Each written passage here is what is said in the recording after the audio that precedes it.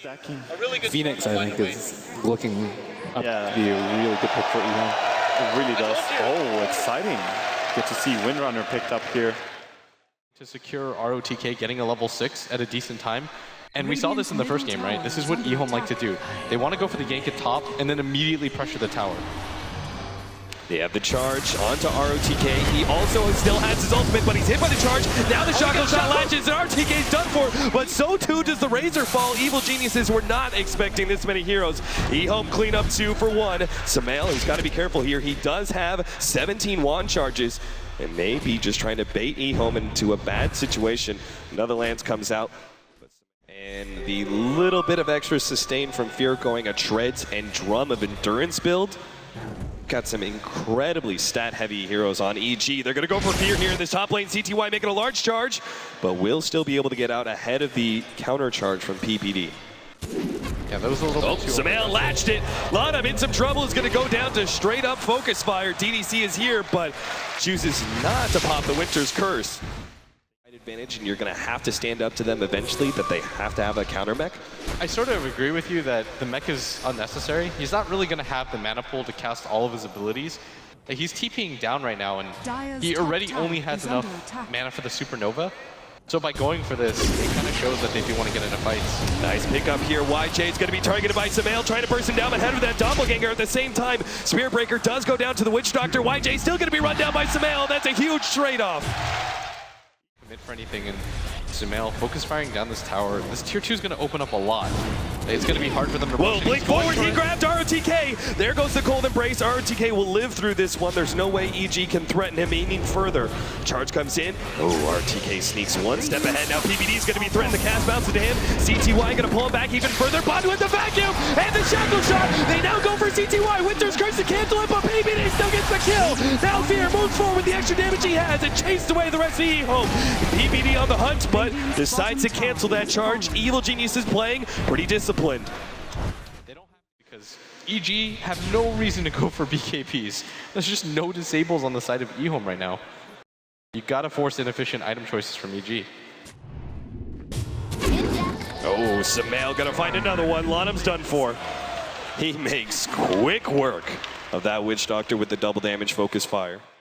Impressive. EHOME start backing up at the perfect time. The 4-man smoke was looking for a pickoff in the middle lane, but they're actually going to find it now in top lane. If they can get both here, this will be huge. DDC just gets melted immediately by Sumail. CTY is going to jump in immediately. Oh, he has to force the Bloodstone Suicide. YJ, incredibly important. He gets out of this one. Shuriken comes in. Mac actually keeps him alive, but not good enough. Sumail still fights the damage. Lanam's going to be caught as well. The Shackle Shot catches him, and ROTK, he's sitting there going, what can I do, guys? You got to force the buybacks. Evil Geniuses are now going to push uphill. Phantom Lancer's pushing up that top lane. He's going to try and claim the tier 2 tower before EG push uphill. Evil Geniuses, though, not likely to let that one happen. CTY just zips right on through. Oh, this is such a deep dive.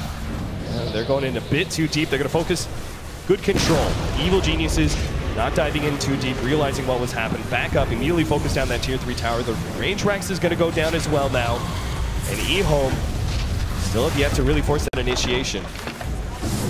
Like they're trying to wait this one out. Lanam's going to be caught here. Blink forward by Sumail, immediately arcing it up. But what a great vacuum wall!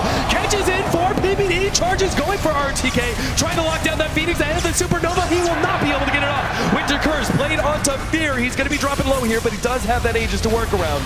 Evil Geniuses start backing themselves up. EHOME got to be careful as they pursue, because Sumail is already ready to go. Pouncing with the shackle shot. CTY gets saved. There goes Yang, but CTY still falls. Yang explodes immediately. And Evil Geniuses have just taken down 3 with no buyback, have 5 still up, and are ready to go for the second. No, they're going to go straight for the tier 4s. They want to end this game right here, right now, and they have the perfect opportunity to do it. A 4th down. Winter Wyvern dead, and GG is the call. Evil Geniuses will move on to the next round. They're heading to the upper bracket finals. Sumail at the end of this game, from start to finish, just goes absolutely ham. His team just patting him on the back. They realize what he just did for them. Absolutely dominating that mid lane. Just goes ham when he decides to go for the ganks. And I mean, congratulations to EG as they advance on the back of that Sumail Windranger. Overall, great team play from EG. Incredibly patient. They built up a 30K net worth lead. Almost impossible for EHOME to come back from. An unbelievable start with EHOME. A near flawless victory in game number 1, but EG come back in force in game 2 and game 3. Looking good as they move forward. That is our last game of the night, and now it's time to pass it off to the analysts to talk about the EG victory.